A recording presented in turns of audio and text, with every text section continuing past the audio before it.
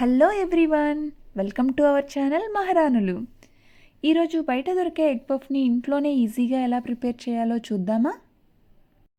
ముందుగా ఒక బౌల్లో ఒక కప్ మైదా పిండి తీసుకొని అందులో రుచికి సరిపడినంతగా ఉప్పు, కొద్దిగా పంచదార తీసుకొని కూల్ వాటర్తో కొద్దిగా వేసుకుంటూ కలుపుకోవాలి.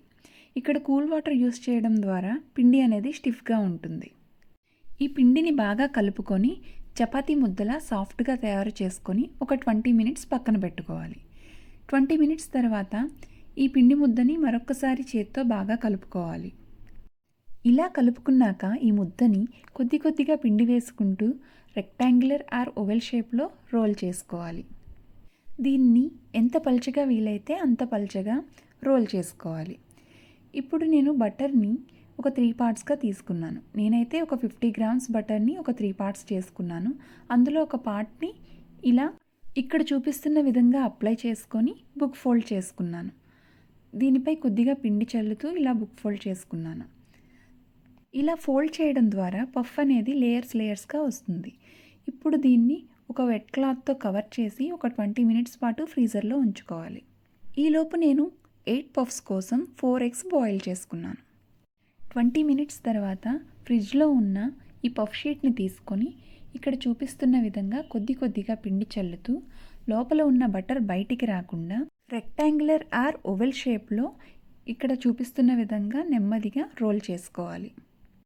ఇలా వీలైనంత పల్చగా రోల్ చేసుకున్నాక ముందుగా మనం పక్కన పెట్టుకున్న బటర్ని కొద్దిగా అప్లై చేయాలి.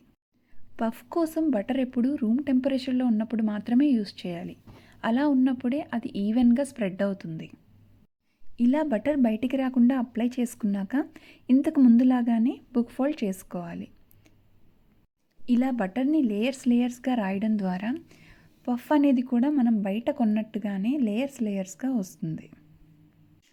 ఇలా ప్రిపేర్ చేసుకున్నాక దీనికి కొద్దిగా పిండి చల్లుకొని ఇంతకు ముందులాగానే ఒక వెట్ క్లాత్ దీనిపై పరిచి ఒక 20 నిమిషాల పాటు ఫ్రీజర్లో పెట్టుకోవాలి. 20 నిమిషాల తర్వాత ఈ పఫ్ షీట్ని బయటకు తీసుకొని మళ్ళీ సేమ్ ముందు పద్ధతిలాగానే కొద్దిగా పిండి చల్లుతూ దీన్ని రోల్ చేసుకోవాలి. రోల్ చేసుకునేటప్పుడు బటర్ అనేది బయటికి రాకుండా కొంచెం జాగ్రత్తగా రోల్ చేసుకోవాలి. ఇప్పుడు మిగిలి ఉన్న బటర్ని కూడా ఈవెన్గా అప్లై చేసుకొని బుక్ ఫోల్డ్ చేసుకోవాలి. ఇప్పుడు మళ్ళీ ఒక వెట్ క్లాత్ కప్పి 20 మినిట్స్ పాటు ఫ్రీజర్లో ఉంచుకోవాలి. ఈలోపు పఫ్ కర్రీ కోసం ఒక 3 ఆనియన్స్ తీసుకొని చిన్న స్లైసెస్గా కట్ చేసుకోవాలి. ఆనియన్ కర్రీ కోసం స్టవ్ వెలిగించుకొని కళాయి పెట్టుకొని కళాయిలో కొద్దిగా ఆయిల్ వేసుకొని ఈ ముక్కల్ని వేసి వేయించుకోవాలి. ఇలా ఒక 5 మినిట్స్ వేయించుకున్నాక ఆనియన్స్ కలర్ చేంజ్ అవుతుంది. ఈలోపు కొద్దిగా ఉప్పు, కొద్దిగా పసుపు, కారం ఇంకా మసాలా కొద్దిగా వేసి బాగా కలుపుకోవాలి. కర్రీ కొంచెం వెట్గా ఉండడానికి ఒక 3 స్పూన్స్ వాటర్ యాడ్ చేసుకొని బాగా కలుపుకోవాలి.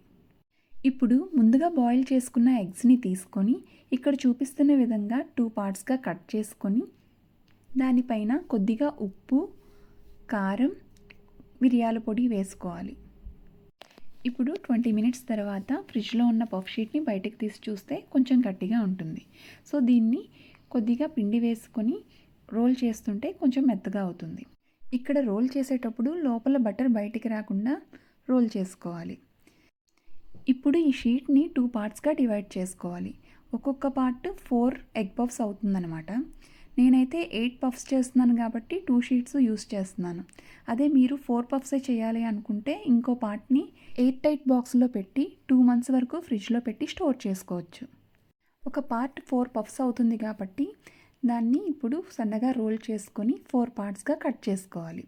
మీకు కావాలంటే ఎడ్జెస్ కట్ చేసుకోవచ్చు. నేను 8 పఫ్స్ చేయాలనుకుంటున్నాను కాబట్టి ఇంకో పార్ట్ కూడా తీసుకొని ఇలా పిండి చల్లుతూ సన్నగా రోల్ చేసుకొని ఇంకో 4 పార్ట్స్గా 4 పఫ్స్ కోసం డివైడ్ చేసుకున్నాను. ఇప్పుడు ఈ పఫ్ షీట్స్లో ముందుగా తయారు చేసుకున్న ఆనియన్ కర్రీ వేసుకోవాలి. ఇప్పుడు వీటిపై ఎగ్స్ని వీడియోలో చూపిస్తున్న విధంగా పెట్టి దాని ఎడ్జెస్ని మిల్క్ యూస్ చేసి క్లోజ్ చేసుకున్నాను. మీరైతే 2 ఎడ్జెస్ క్లోజ్ చేయొచ్చు లేదా 4 కూడా క్లోజ్ చేయొచ్చు. నేనైతే 4 సైడ్స్ కూడా క్లోజ్ చేశాను. ఇక్కడ మిల్క్ లేదా బటర్ లేదా వాటర్ ఏదైనా యూస్ చేసి క్లోజ్ చేయొచ్చు. అదేవిధంగా నేను మిగతా 4 కూడా క్లోజ్ చేసుకుని రెడీ పెట్టుకున్నాను. ఈ ఎగ్ పఫ్స్ని బేక్ చేయడానికి ఓవెన్లో ప్రీహీట్ చేస్తున్నాను. మీరు ఓవెన్ లేకపోతే నార్మల్గా స్టవ్ పై కూడా బేక్ చేయొచ్చు. బేక్ చేసే ముందు ఎగ్ పఫ్స్కి ఇలా మిల్క్ ఆర్ బటర్తో బ్రష్ చేయడం వల్ల అవి మంచి గోల్డెన్ కలర్లో బేక్ అవుతాయి. ఓవెన్ ప్రీహీట్ అయ్యాక ఈ పఫ్స్ని ఓవెన్లో పెట్టుకొని ఒక 20 to 25 మినిట్స్ బేక్ చేసుకోవాలి. నేనైతే ఫస్ట్ 18 మినిట్స్ పెట్టుకున్నాను, తర్వాత టైం యాడ్ చేసుకున్నాను.